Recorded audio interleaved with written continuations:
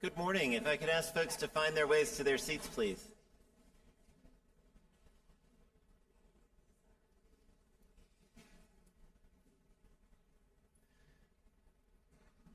The Lord be with you. Let us pray. Almighty God, we thank you for the great gift that is Church of the Holy Communion, for the strong legacy that brought us to this place, and for the capable leaders who will carry it forward. Bless us in this conversation, bless us in the work you've given us to do, and walk with us always. In Jesus' name, amen. So let me tell you one of the things I love about Church of the Holy Communion. In many congregations, when you say important updates from the wardens and the rector, that becomes an occasion not to come to church, not an occasion to need to bring out extra chairs. This is wonderful, and thank you all so much for making a priority of this in this busy season. Our purpose today is to update you on a few important initiatives that the vestry has been working on and talk about some of the challenges and opportunities that we have in front of us. We are hopeful that this will be a conversation, so please, as you're thinking about questions, we'll have time for that dialogue and that engagement, and we really do hope it'll be conversational as we go along. A little bit of magic happened in the end of the first weekend in February when this vestry went on retreat. Now, this was the first in-person retreat that we'd been able to have, I believe, in 3 years, if I'm not mistaken. We had one in 2020. We lost the 2021 retreat to COVID, and we lost the 2022 retreat to an ice storm. So this was the third year, the first time in 3 years that the vestry had been able to go away, just as an overnight. And when we were there at St. Columba Center, some magic began to happen. I saw our two wardens starting to engage with each other and having a chemistry with each other that became infectious to the vestry. I saw the vestry members starting to step up and own the vision and say, gosh, we really need to get on some of these things and we want to work on it. And at the end of the vestry retreat, I said, y'all, I love everything that you have laid out, but I just want to let you know if this needs to be staff dependent, we can't achieve this. We can't get all this done. And they said, oh, no, we got it. And lo and behold, they did. And all of those strategic priorities are moving forward. This is poised to be one of the most productive vestries that I have served with at Church of the Holy Communion, and that is really, really saying something. And I'm so grateful to our vestry leaders, and particularly to our senior and junior warden who are here to speak to you today. The senior warden is Richard Williamson. The junior warden is Bradley Fogelman, but very much approaching this as a team of wardens together with the rector, and I couldn't be more pleased. Richard.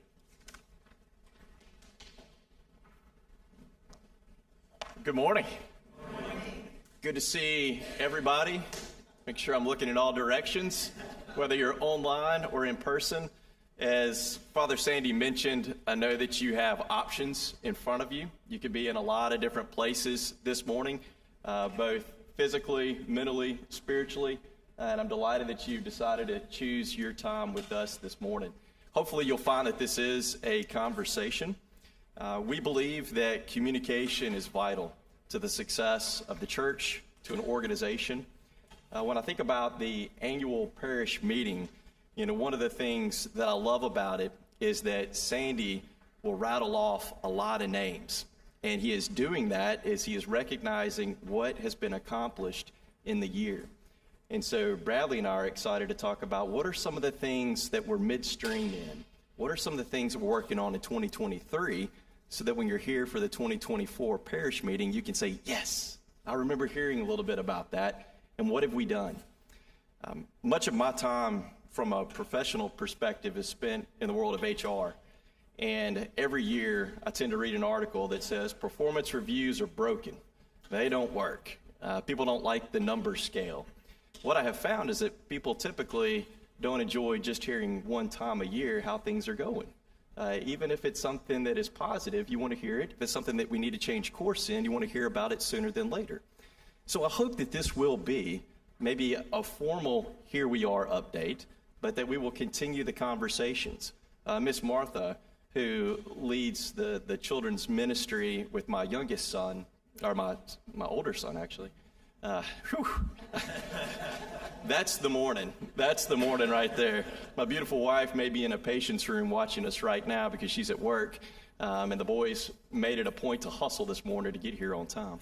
But she even mentioned, could we talk a little bit about what it is that's going to be discussed today? So, again, please take us up on that, pull us aside, and we'll be happy to talk through some of this. When I think about people, I do just want to read the names of those who are on the vestry.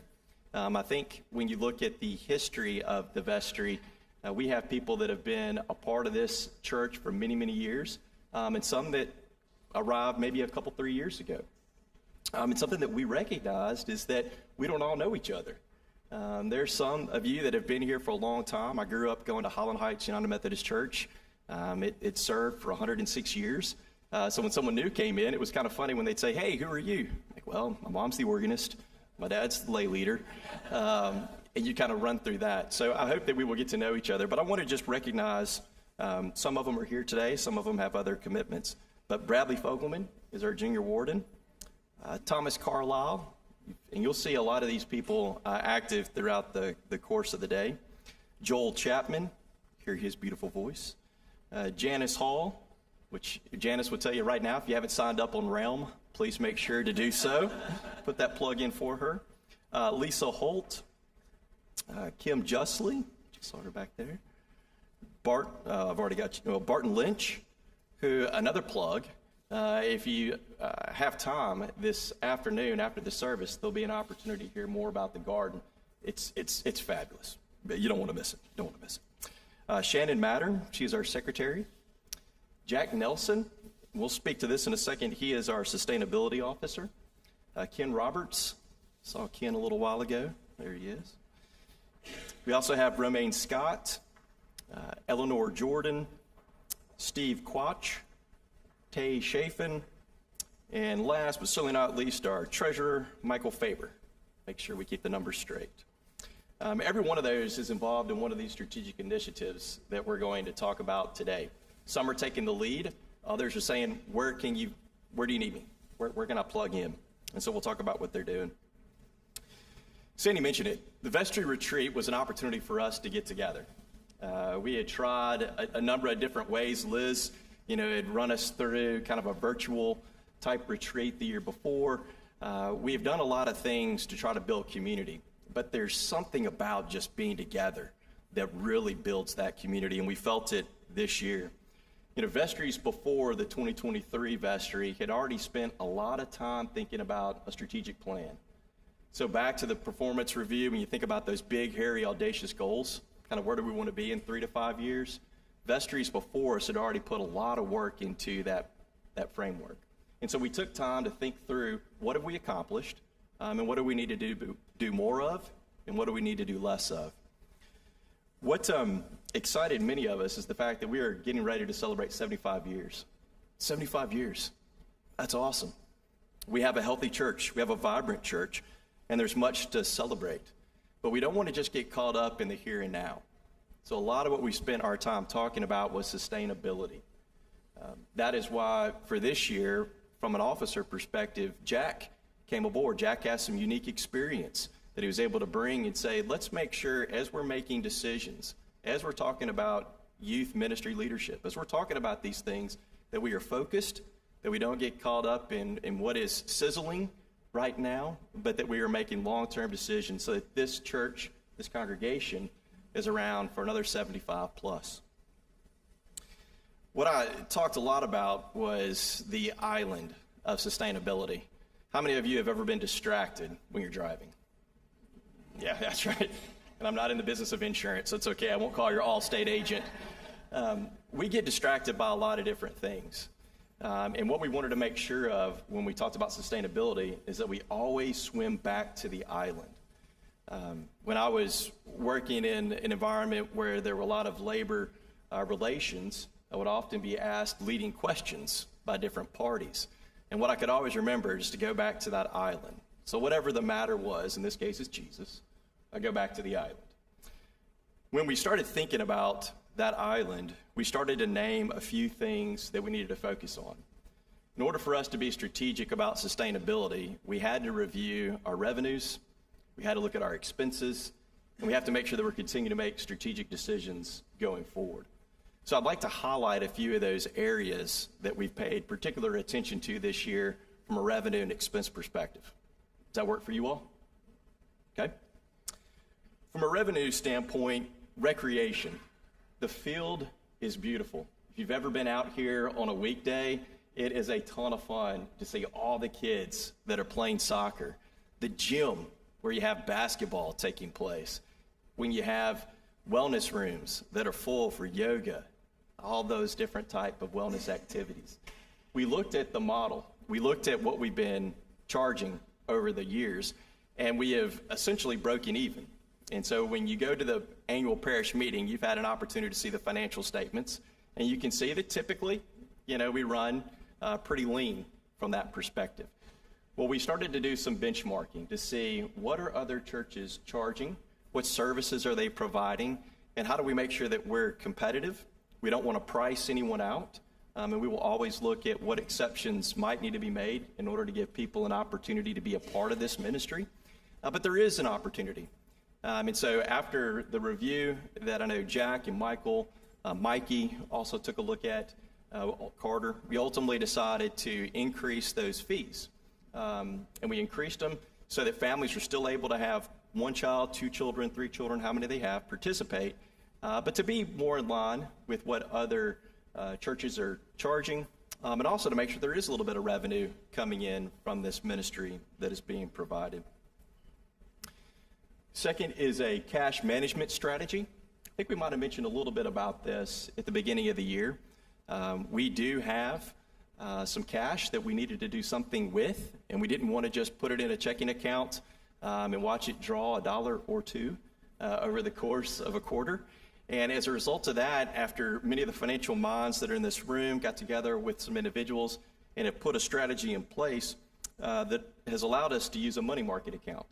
And what we like about that particular account that we have is that we're not going to lose principal, but we do have upside. And so we're going to let that sit there for the period of time and then call on it as we need it. But that is one of the cash management strategies that we've put in place. Next is research on stewardship practices. One of the things that also impressed me about the parish meeting is that Liz Crowder could have gotten up in front of you and said, here are the many things that the vestry did in 2022. Instead, she elected to say, we need your help. We need your help from a stewardship perspective. And I'm asking for your help again. Middle of the year, you saw last week, I think it was, that we put some material out. If you did not have an opportunity to pledge, or maybe things have changed. And maybe that means that there's an opportunity to reevaluate where you are. We would ask that you do so. The church, like any business, like any household, requires each of us to kind of dig a little deeper in order to figure out how we can make sure that we are providing for these different services that the church is offering to the community and offering to us. When you think about the numbers that it takes to keep the lights on, keep everything looking as good as it does, you're talking a couple of $1 million. So it takes all of us. I listened to K-Love on the way in to work. And if you listen to K-Love or Air One, you know that twice a year they have their annual campaign. And they like to promote that they don't have commercials, but boy, oh boy. For a couple of weeks there, they let you know. So sometimes I'll switch over to NPR and hear what's going on during those couple of weeks. You may be doing the same thing when we talk about stewardship. So we're trying to approach it differently, and I'm grateful for Liz saying, hey, I'm going to be rolling off the vestry, but I'm not done yet. And we are looking at ways churches are handling stewardship so that we don't just keep doing the same thing expecting a different result. So please be open to maybe some additional conversations that we're going to have. No different from asking people to think about being on the vestry. We don't want this to be a September, October decision. Again, we know things take place at different times of your lives, and just let that be a fluid conversation in your homes. And then the next one is a first ever endowment campaign effort, a fundraising campaign effort. Recently, I had a meeting. I think one was here, one was at the Vaughn's residence. And so this is an opportunity for church members to think about how can I be a part of estate planning and the church be a part of that. So if you have interest in learning more about it, would absolutely ask that Jean McGee, I think I saw her come in. She's right over there. Feel free to see her, and we'll be happy to get some information to you. But this is important. This goes back again to sustainability. We have annual expenses that we need to look at, but we also have future needs. So how do we anticipate and plan for those? Now the expense side. In the business world, I know this is where we quickly go to first, right? It's where you pull out the red pen and start to strike things. And all joking aside, I know that we had some challenging conversations around the budget season. We had to make a few changes to what we thought we could do. I'm pleased to see where we are kind of at this point in time of the year from a pledging perspective and undesignated gifts. But all that to say, we still have a responsibility to look at the expense side. Jack came to us with a great idea of doing an energy audit. There's actually a group, I think it may be one individual and perhaps a host of others with that individual, that come through and look, how are we utilizing the resources that we have? So, do we have the air conditioning on at optimal times? Do we have lights on at optimal times? There's a whole host of things that I'm not in that world to know exactly what it will be, but we'll get a report that'll tell us how we can better use some of these spaces that we have, which will also help from an expense perspective, because we're still learning. This space that we're in, which is beautiful, is still pretty new to us. So we don't exactly know what the MLGW bill is going to look like. We have pretty good guesses, but we need to be a little more strategic in how we use these spaces. The next is the HVAC maintenance contract. With some new units, we wanted to make sure that we were doing the preventative maintenance. We know that sometimes things have to be fixed that are broken, but let's try to keep things running before they break down. And that's what that contract is allowed for. We also had a new unit put into the chapel, and so you'll see that we are trying to make sure that we are keeping everyone comfortable during the time that you're also here. And then this one just really blew me away, but during the retreat, when we were talking about different initiatives, we had someone actually raise their hand and say, I'll help with a building facilities management plan. That's Ken Roberts. He didn't bat an eye. He didn't have to be voluntold that we would lean into his experience, but rather, much like everybody that I mentioned that's on the vestry, they jumped in. Many of you are involved in other initiatives as well. So what we're doing from a vestry perspective is only part of your story. You all are continuing to do some wonderful things that are outside of even our purview. But we're excited to see where that can be. A few more things that I just wanted to mention. Had the opportunity to attend the St. Mary's graduation on Monday. That really resonated with me, how important that relationship is with St. Mary's on the North and South Campus. To get to see those young ladies graduate and to hear their stories and how they use the chapel and how we are in this shared space from a faith perspective, from a land perspective, it's quite different than what I even thought a few months back. But actually be in the room when you hear a speaker who's delightful, talk about her experience and to see the young ladies just enjoying their time in the nave, that's really special. And I got a chance to sit between Ann Morgan and Jeffrey Block, which is really kind of fun to be amongst some friends during that experience. And if you haven't been around, Albert Throckmorton and Sandy, those two they're a good team. They work really well together. The next piece I just wanted to kind of mention is the relationship between rector and vestry. We love Sandy. And we love him for many reasons, and we don't have enough time to go through each one of them. But one of the things that Sandy and any of you who've been on the vestry recognize is that each year we have a mutual ministry review. No different from, as Sandy indicated, when you hear sometimes that the rector and wardens are going to speak, you might decide, I'll just get to church at 10:25 and be fine. Mutual ministry, there are probably some priests out there that say, oh, it's that time of the year again. Not Sandy. Sandy says, I'm ready. Let's do this. He brings out his notes, we bring out our notes, and we have a lovely conversation. It's important that we have that relationship. It's important that we have those conversations. We don't want any surprises. So if there's something that we want to celebrate, we want to be able to celebrate it in a safe place. If there's something that needs further discussion, we also want that safe place to be able to do so. We are blessed not only by Sandy's leadership, but also the team of clergy and the staff that we're all surrounded by on a daily basis. We are blessed. Lastly, sustainability for us means looking beyond even the strategic plan of 2022 to 2025. It's thinking about some of the headwinds that we as Holy Communion are facing, and that even as a church, a broader church, that we're facing. I get a lot of energy out of some of the discussions we have because they go beyond just Perkins and Walnut Grove. We start talking about what is happening in the church, what can we be doing at Holy Communion to meet those needs that are unmet, or that needs more attention, or that need to be scrapped and something else done differently. But some of the things that we have noticed is we need to prepare for a clergy shortage. When Sandy mentioned this concept, I went out and tried to find a little more information on it. I think it was the third article I came across was written by Sandy Webb.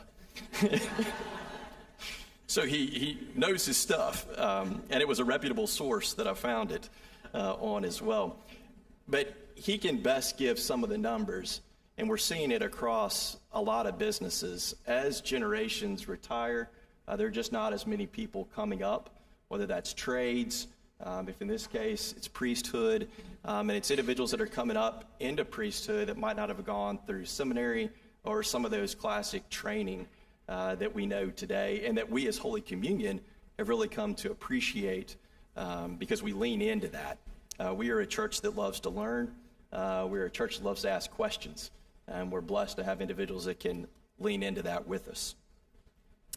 And then the last is just from a generational transition. How things are done today are different than they were 10 years ago, let alone 50 years ago. My parents left this morning to go to my dad's reunion at West Point. Used to not be that on Sunday morning there was a travel plan or a soccer game or something like that, but things are changing. And generations are changing. And so we need to be understanding of that. I think you're starting to see some of that, like in the listening session that we recently had, is we want the congregation to have a voice in the decisions that are made, to be a part of those conversations, so that we're not making those decisions in a silo, and that we're thinking about them with you heard in that. But things are changing, and instead of fighting that, we just want to embrace it, understand it, and prepare for it as we go forward. A lot for us to think about, a lot for us to consider, but you've got a great group of individuals that are excited about the challenge. Truly, it is a blessing to be part of the vestry. This is not a shameless plug, but if you haven't ever considered serving on the vestry, please do. It really is a unique opportunity to see just some of the inner workings of the church, be a part of some of those decisions that are made. And if you've served before, thank you for that. I know it's a commitment. And if you're on any of the ministries that are here, thank you. I was here, I guess it was Friday, to sign a check. And I noticed that there were beautiful flowers out there.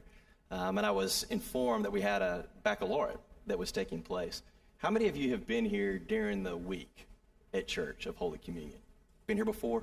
This place is packed. I love that you have to sometimes even circle around to find a parking place, or that we had our mutual ministry move to another room because there were so many groups that needed larger space. That's wonderful. Let's be an outreach to the community.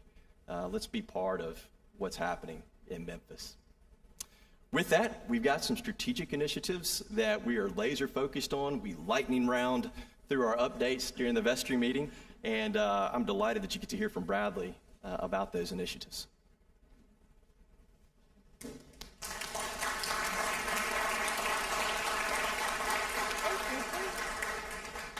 Thank you, Richard. Again, I'm Bradley Fogelman, and I really appreciate that intro.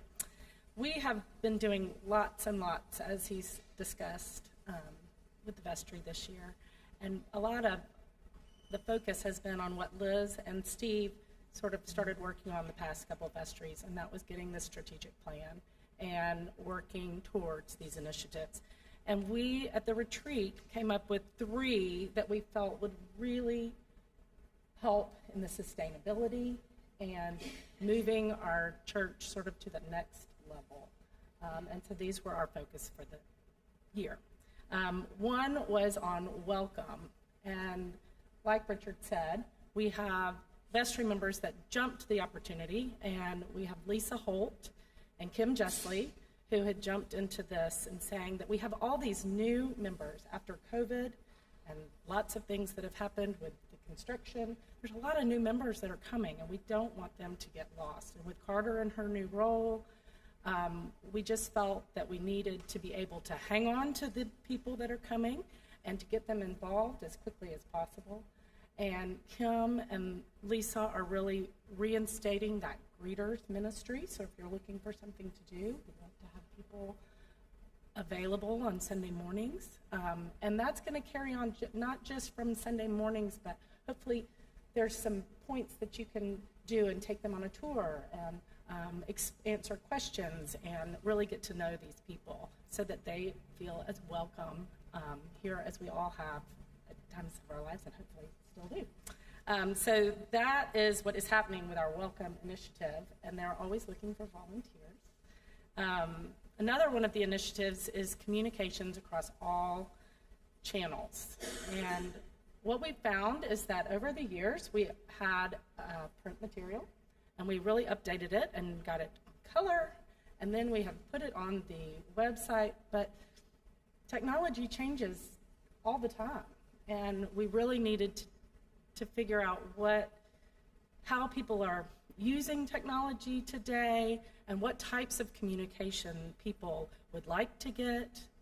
So in this initiative, Janice Hall has jumped in with 2 feet, once again, in our technology world, and she has put together an advisory board, and they have interviewed 3 different communication companies to give us some ideas on what are things we can do in social media that would be different. And I know Sarah's working with them as well to update our webpage, to use Realm more and try to figure out how we can better serve everybody and keep everybody communicated. There are so many things that are happening here at Holy Communion, and I feel like maybe people don't know all the wonderful things that are happening on a regular basis. So communication across all channels is a big initiative and a big push, and we are really excited about some of the opportunities that are being presented. I think Janice is going to present to the vestry in June some of the findings, and we're really going to look through what we feel is the best economic choice for us, in addition to what all of you, and she's talked to everybody, would like to know more about how you'd like to get your information. Is it through mailings? Is it through emails? Is it through social media, or just the website? So that is a big, we want everybody to know what's happening. And then the third initiative that we've really put a lot of focus in, and it's something that we talked about at the annual parish meeting last year, is we have been, when Carter moved up to the welcome position, we have been without a youth minister for quite a while, and the youth program in general has not been looked at as far as changing opportunities since 1990. And maybe things need to change, maybe they don't. But we have seen our numbers sort of going down as far as participation, and we've done several things. Drew's done a wonderful job of getting people in Children's Chapel and the EYC programs and the Bible studies and Sunday school, but maybe life is different. Maybe 9:15 on a Sunday morning is too difficult for people to get here. Maybe they'd rather do it in the afternoon. So we took this opportunity to really look at how could we better serve our children. And we did some, with the help of Charles Beach, he got us in touch with Message Factors, and a lady by the name of Bonnie Brewer came to us for almost a week. So if any of you had an opportunity to come and meet, she just really wanted to listen. She wanted to hear what you like, what you don't like, what works, what doesn't work. And she's going to put together a report, and we're going to dive into it. There's a group, Barton Lynch and myself and Thomas Carlisle, we're sort of the leads on this, and we have Jonathan is our clergy representative, in addition to Kendall Wazinski, and we are diving into this information in this report, and we will present some opportunities for some change or some recommendations, and we'll see, in hopes to get more involvement, get the children back in. I do feel like this jumps into sustainability in a significant way. If we can get the children to want to be here, I think the families come with, vice versa. If the parents want to be here, the children come with. So I think that this is a very important aspect of our ministry here at Holy Communion. So we're very excited to get the report from Bonnie. That'll be coming in mid-June or end of June or sometime this summer, and then we'll jump into it in the fall. Do you have any questions on any of that? No. Okay. One thing that has changed since the annual parish meeting that we talked about is that we had this opening for a youth minister. And just so you know, I don't know if all of you have children in the program right now, but the youth minister is from 6th grade through 12th grade. Drew handles the little children up through 5th grade. And we had this opening from that position for over a year. And we had 3 candidates that weren't quite a good fit for our congregation. And really, that was it for a year. We really just didn't have. And so a difficult decision was made, budget season, that we needed to postpone finding that position. We needed to find other ways to utilize the money that we were spending in that category. But we had an opportunity, and Carter brought, she heard about a friend who is wonderful in the youth ministry and was looking for an opportunity. He really wanted to come here. And as you've seen in the communicator, we took, as the vestry, a leap of faith. I wouldn't call it a leap of faith, but I guess it kind of is. We decided that it was really important to invest in hopes in our future, and sort of go outside what we had said we were going to do. And I feel like the rewards will come in after we've looked at ways that we can cover these expenses. But it is a little bit of a leap of faith, but I think that it is very important to get this person in this position and to really grow the children's ministry back to where it has been. So those are the strategic plans that we are focused on. And am I moving it on to Sandy? When you're ready. Okay, and that is for Sandy.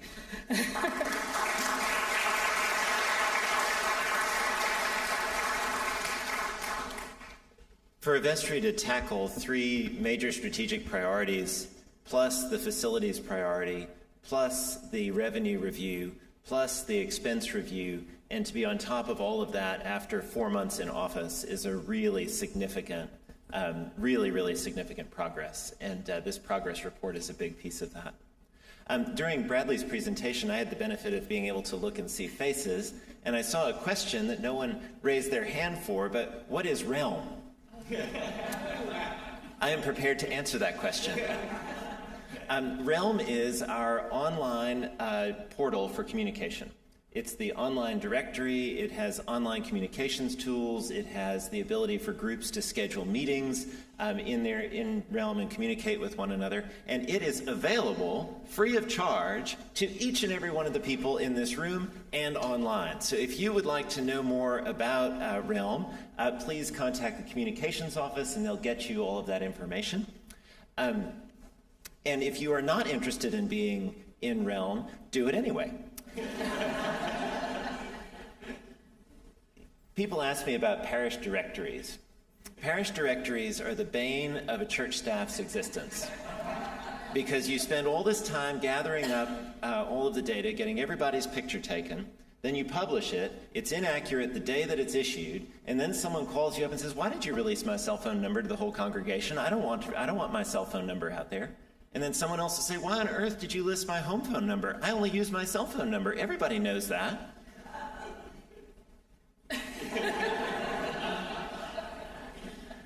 Using this online option allows you to control your information, update your information, decide what information is shared and not shared. It has a mobile app that goes along with it. You can log in from your computer, but this is really the 21st century way for us to be communicating with one another. And if you'd like more information, the communications office will be happy to handle that or get you connected. I want to talk just a minute about challenges and opportunities and finding challenge in the midst of opportunity, because not only have we been working on 3 strategic priorities, a facilities maintenance strategy, a revenue and expense review, we've also had some issues that have had to be dealt with. For example, some bricks fell from the tower. My associates are having a conversation about which one of them was in charge at the time that the church fell down. But we're not going to work that out here. We are in the process of investigating what caused the bricks to fall and how we need to fix them and the other bricks to make sure that we don't have any issues around that. We're still in conversation with our insurance company, so I'm not able to go into a huge amount of detail in a public forum. But what I'd like to say is that when the bricks fell, within 18 hours, Linkus Construction had been out to secure the scene. Ken Roberts from the vestry, Walt Reed, an architect, and Blair Evans, our parish attorney, had all said, we're on board to help you figure it out. We had a team meeting the next week after we'd gotten things stabilized and secured, and there was no time, A, when I felt alone, or B, when Holy Communion didn't have the best possible resources working to develop a solution, and that is a blessing in itself. We're also taking this opportunity. Long ago, previous vestries and I made a commitment that when we do a facilities project, we do it right and we do it all the way. We don't just go halfway. We don't leave things undone as time bombs for our successors. We don't do the pretty stuff and leave off the infrastructure stuff. And that's one of the reasons that we're going up there and why we've had the engineers up there and why we're having an architectural plan to figure out what needs to be done so that we never have to touch the tower again. But also looking for opportunities in the midst of challenge. We had the opportunity to get that right, and while we've got people up there, the most expensive words in the English language, as long as you're here,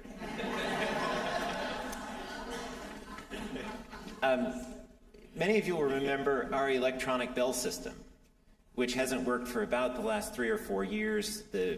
I looked up, I think we purchased it in 1980, and it's an electronic piece of equipment from 1980, so perhaps it's done its job. We're looking at, while we're up there, can we get that fixed? Can we get that equipment? Thank you, thank you. I just throw these little things out, little cookies. Can we get that fixed? Can we do everything up there that needs to be done?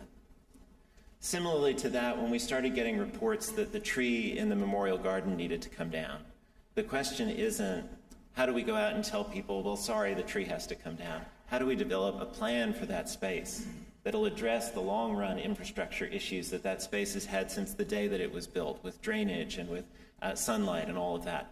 We're not doing the garden presentation now, but I would invite anyone who'd like to know more about that to come after church to hear where we are with the garden.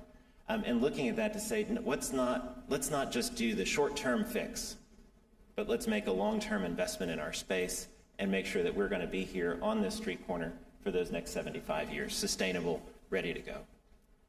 I also just want to commend the leadership of vestries past and present who've made prudent financial decisions and made hard financial decisions that puts us in a position where we do have enough cash that we can say, let's get the tower stabilized. We didn't have to incur debt for that. We didn't have to pass the hat. Just get up there, make sure that bricks aren't going to fall on people, make sure that we don't have any further damage. And so few churches are in that position of having those resources. And there's two reasons that we have those resources.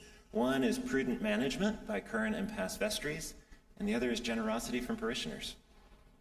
All of those dollars are dollars that somebody gave along the way. Sometimes they came in large sums, sometimes they came in small sums, but each one of those dollars got us to the place where we can say, we can respond to what we need to respond to, we can keep everybody safe, and we can do it immediately. And I'm so grateful for that.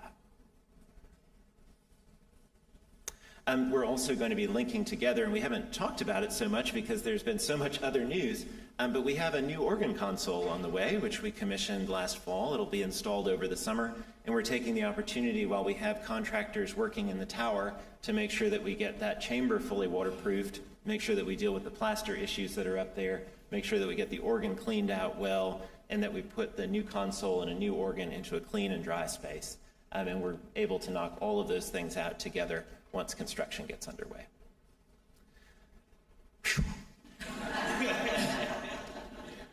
There's a lot going on at Holy Communion. And we've thrown a lot at you. I tend to fall into preacher syndrome, which is going on at some length about subjects that you're not interested in hearing about. So where shall we go with the rest of the conversation? What are your thoughts, comments, or questions for me or for the wardens? We're glad to take any questions you have or your comments and feedback. Emily, just for our online friends, could I ask a runner? Could I have a runner, please, Amy? For our online friends, if you would speak into a microphone.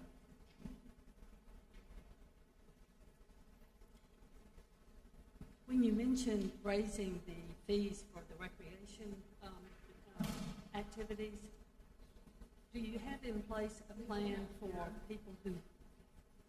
Do you have in place a plan for people with limited financial resources so that they can get a scholarship or pay a reduced amount? Absolutely. The question is, do we have provisions in place for folks who may not be able to afford the higher fees in recreation? The answer is absolutely yes.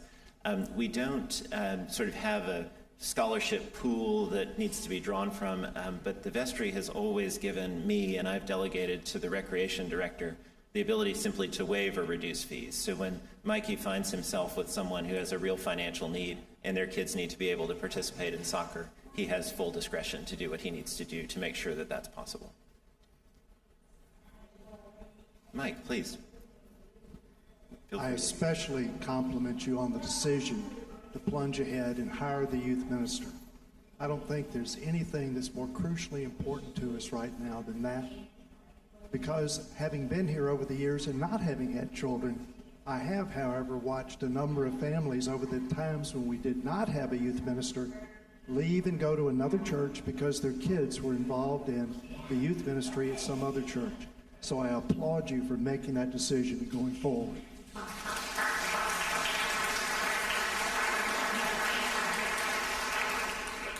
Thank you, Mike. It was certainly a decision when we made around budget time that came with a lot of conversation and trying to figure out how to use the resources we have.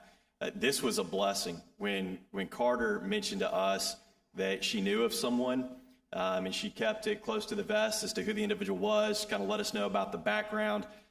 This gentleman, if you've had an opportunity to read in the communicator about him, wow, we hit it out of the park by having him join our team. And I think our ministry is going to see that there's going to be just an uptick.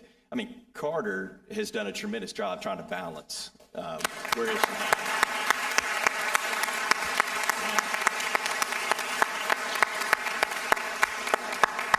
You know, and many of you have probably been in hiring decisions where you've wanted to say, let's just bring someone in so that we can fill a gap. The staff, the clergy, the vestry, you all were patient and said, let's get the right person in, and super excited about him. I think you're going to really enjoy meeting him. He talked about going to people's porches and having coffee. Come on.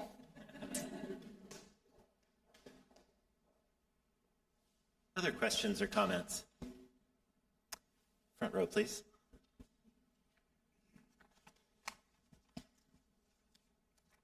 Sandy, I'm afraid after all this that people will not come back to hear about the garden. And I just want to encourage everyone to do that because I think it's one of the most exciting things we are planning to do. Alice, thank you for that.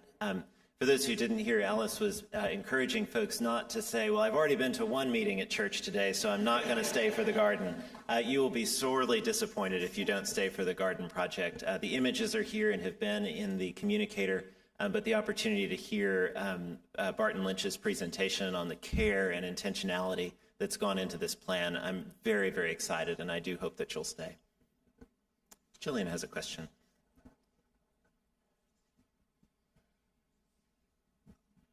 Sandy, one thing that you mentioned in your talk was that the old oak tree has to come down. What's wrong with it? That is a great question. So Jillian was talking about the oak tree in the memorial garden that needs to come down. I would invite you all, just when you're around sometime, to just go and take a look at it. I am not an arborist, but I can tell that that's not a healthy tree. There are many deep holes inside of the tree where we know that animals and critters are living. I was doing an interment out there at one point, and sort of a somber moment, and I heard laughter. And I sort of looked up from my prayer book, wondering why people were laughing in my somber interment of ashes. And there was a raccoon sticking his head out of the tree in the middle of the day, greeting all of the mourners. So that's not possible. We've also lost some really heavy limbs off of that tree. You'll notice that there used to be 2 concrete urns out there. There's now only one as a result of a lost limb, and we just need to keep everybody safe. Follow-up question. Are we sure that what's wrong with the oak tree won't spread to the new trees? So as we'll share more in the garden conversation, we're being supported in this by not only a really fine landscape architect, but by the horticulturalist from the Dixon Gardens and Gallery. And I have faked my way through being a fundraiser, air conditioning mechanic, a roofer, and such, but I'm not faking my way through that. We're bringing in the professionals, and he is confident in the plan. Other questions? Oh, we may have an online question. I love that. For those who don't know, Sarah uses her laptop to monitor the online discussion so the folks who are at home can participate live. There's a robust community watching online. In fact, they've been applauding when people have been applauding and thumbs upping and all of that. So one of the questions that we've received is, are there any efforts or plans being made to increase membership in the lay ministries, various lay ministries? That's a good question. The vestry, I can't remember which vestry member it was, so I'll just credit it to the whole vestry. They said, we cannot cut our way to sustainability, we have to grow our way there. And I really think that is, I think that's a critical point, that we can sit there and say, okay, well, pledging is going down, so let's bring our expenses down with it and just kind of work our way down until we aren't viable anymore. And that's not a solution. It's not a solution that's worthy of the kingdom of God. It's not a solution that would be effective in any of your places of business. So the question is, where do we invest? Where the vestry has been investing is saying, where do the dollars go? Where do the human resources go? Where we all as parishioners need to invest is saying, how can I help? How can I help?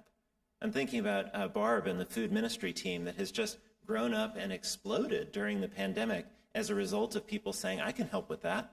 I can help with that. I'm looking at the greeters and newcomers team, which was relaunched fresh in this vestry's time, and having a number of people say, I can take a shift standing at the door and looking for newcomers and making sure that we get their information.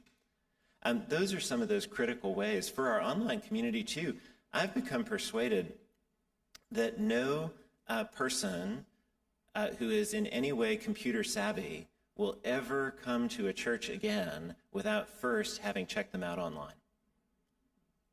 We did this to start as a way of reaching to our members who couldn't be here for one another, but I'm just realizing that no one is ever going to come here again if they're at all computer savvy without having looked online. So to our online community, are you keeping an eye out for those people that we don't recognize?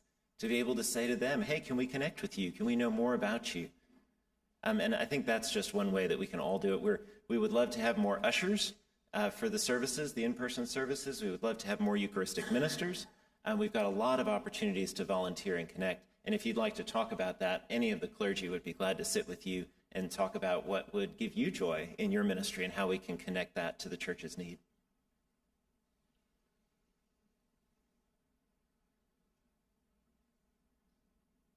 What else?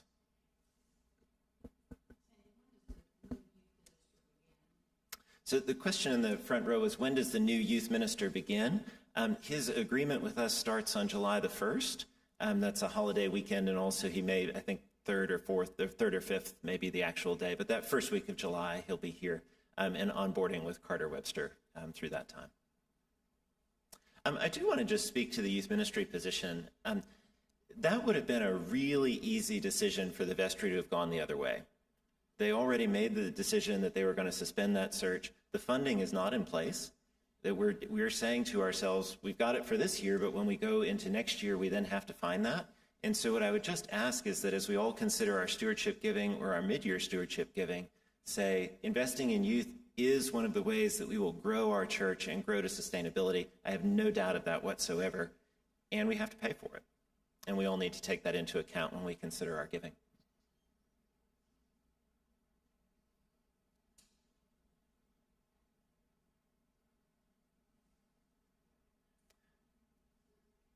Anything else?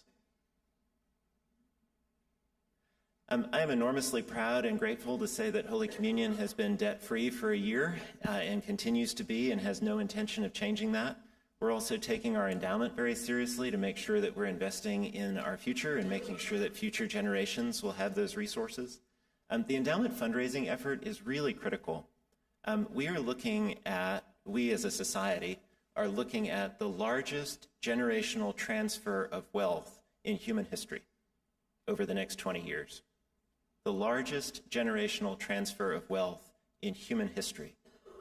And it's going from a generation of people who are very institutionally minded to a generation of people who are distrusting of institutions. The church will figure that out. We have figured out changing demographics before. We have been here for 2,000 years and we are not going anywhere. But that's going to be a real headwind challenge for us. And for those of you who are in that age group in particular and are thinking about your own estate plans and your own transfer of wealth, think about this institution, because it's going to take us a minute to figure out how to live in that new space. And to give us a little bit of cover would be one of the greatest gifts that you can leave as a legacy in this place.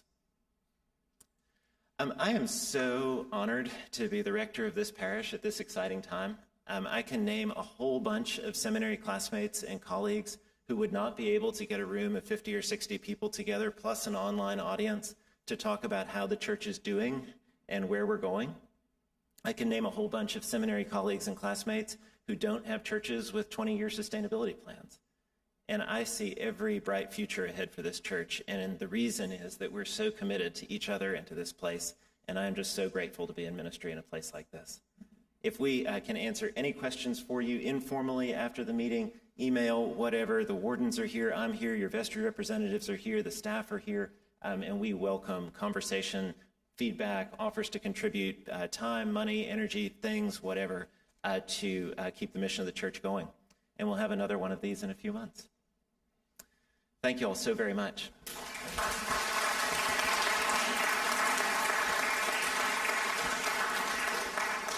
Please do come back for the garden presentation, as Alice suggested, and Richard and Bradley, thank you both for your leadership and your time.